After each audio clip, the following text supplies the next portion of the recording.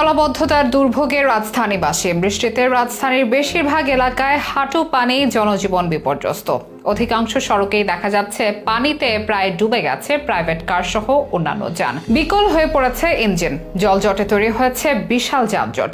রাস্তায় হেঁটে চলার কোনো পরিস্থিতিও নেই। ফলে রাজধানীবাসীকে বিভিন্ন গন্তব্যে যাওয়ার জন্য সময় হাতে নিয়ে বের হওয়ার অনুরোধ জানিয়েছে ঢাকা মহানগর পুলিশের ট্রাফিক বিভাগ। এদিকে ঢাকার অধিকাংশ মহল্লার লাখো মানুষই পানিবন্দী। বৃষ্টি হলেই পানি জমে থাকা এখন যেন নিয়ম হয়ে গেছে। রাজধানীর পানি নিষ্কাশন ব্যবস্থা নিয়ে সমালোচনা হচ্ছে দীর্ঘদিন ধরেই। শুক্রবার এই সংকট প্রকট আকার ধারণ করার পর আবারও আলোচনায় এই পানি সরানোর কার্যক্রম। তবে দায় কি শুধু একটি জায়গাতেই, নাকি জনগণেরও আছে দায়? কেন বৃষ্টি হলেই ডুবে যায় রাজধানী? সে প্রশ্নের উত্তর খুঁজবো বিস্তারিত আয়োজনে।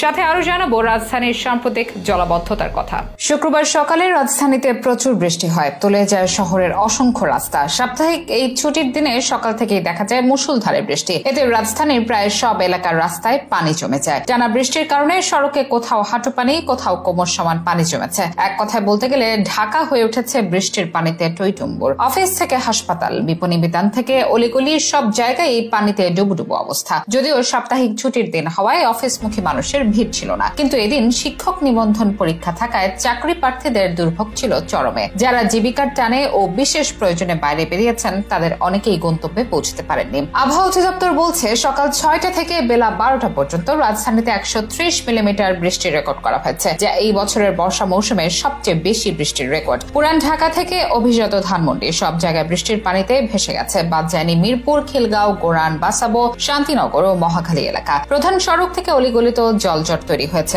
এতে সাধারণ মানুষের দুর্ভোগের যেন শেষ নেই। অনেকের মনে প্রশ্ন, বৃষ্টি হলেই কেন ডুবে যায় রাজধানী? এমনকি ভারী বৃষ্টিরও প্রয়োজন নেই। সামান্য বৃষ্টিতেও অনেক এলাকায় সৃষ্টি হয় জলাবদ্ধতা। বিভিন্ন এলাকার স্থানীয়দের অভিযোগ, বৃষ্টি হলে পানি জমে থাকা এখন নিয়ম হয়ে গেছে। এই জলাবদ্ধতা দূর করতে সিটি কর্পোরেশন বা ওয়ার্ড কাউন্সিলরদের পক্ষ থেকে লোক আসে না। এর ফলে বৃষ্টি শেষেও দীর্ঘ সময় পানি জমে থাকে। কোথাও হাঁটু পানি, কোথাও আবার প্রায় কোমর। সঠিক পরিকল্পনা ও তা বাস্তবায়নের অভাবকেও দায়ী করছেন অনেকে। নগরবাসী বলছেন, দুদিন পর পর সিটি কর্পোরেশনকে রাস্তা খুঁড়ে ড্রেনেজ ব্যবস্থা উন্নত করতে দেখে সরকারও শত শত কোটি টাকা ব্যয় করে। এরপরও 2-3 ঘন্টা বৃষ্টি হলেই তলিয়ে যায় ঢাকা, যা কোনোভাবেই মেনে নেওয়া যায় না। এ বিষয়ে সংশ্লিষ্ট কর্তৃপক্ষকে আরো আন্তরিক হওয়ার আহ্বান জানিয়েছেন তারা। সাধারণ দৃষ্টিতে 40 মিলিমিটারের বেশি বৃষ্টি না হলে ঢাকায় জলাবদ্ধতা হওয়ার কথা নয়, কিন্তু এখন সাধারণ বৃষ্টিতেই ডুবে যায় রাজধানী ঢাকা, সৃষ্টি হয় ভোগান্তি। এজন্য দায় আছে সাধারণ জনগণের। যেখানে সেখানে ময়লা ফেলাটাও কাল হয়ে দাঁড়ায়। এক্ষেত্রে বিভিন্ন জায়গাতে দেখা যায় যে পথ দিয়ে নামবে বৃষ্টির পানি,